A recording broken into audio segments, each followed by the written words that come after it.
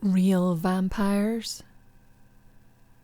You might think it's all myth and movies, but history tells a much darker story.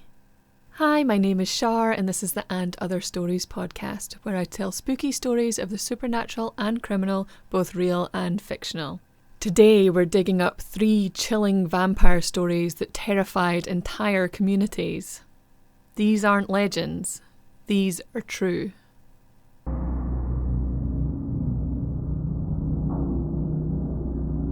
In the remote village of Kiseljevo, Serbia, a man named Petar Blagojević died and then came back to life, or so the villagers claimed. Just 8 days after his death, 9 people mysteriously died, but not before saying Petar had come to them at night, choking them in their sleep.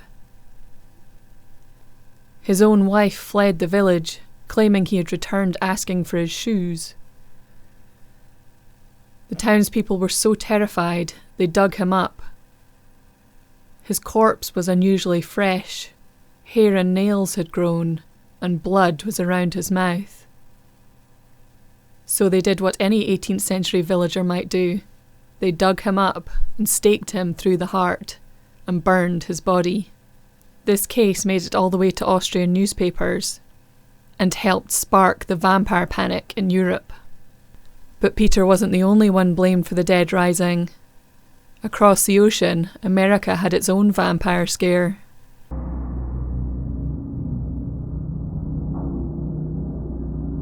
Tuberculosis was sweeping through Exeter, Rhode Island, killing entire families.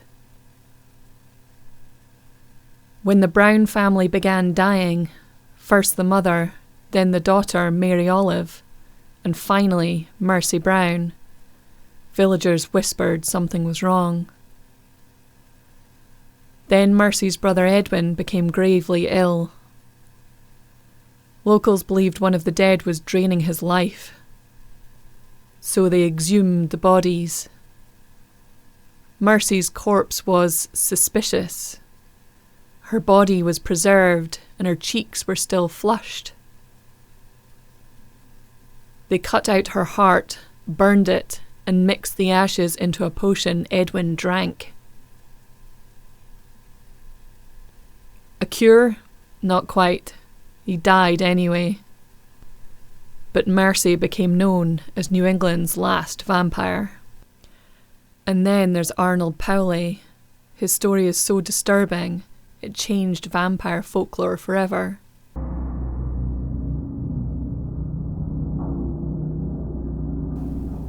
Arnold Paole was a soldier who claimed he was attacked by a vampire in Greece. He said he'd cured himself with rituals, but after he died, villagers began dying mysteriously.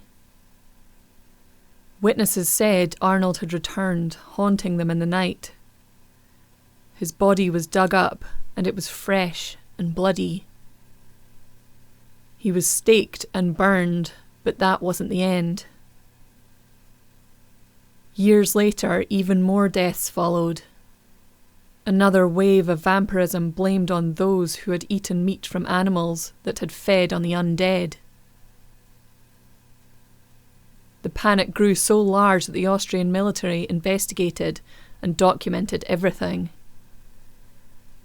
The document helped form the basis of what we think of today as the classic vampire.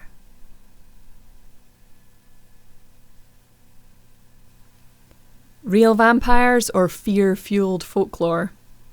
Either way, these cases left a bloody mark on history.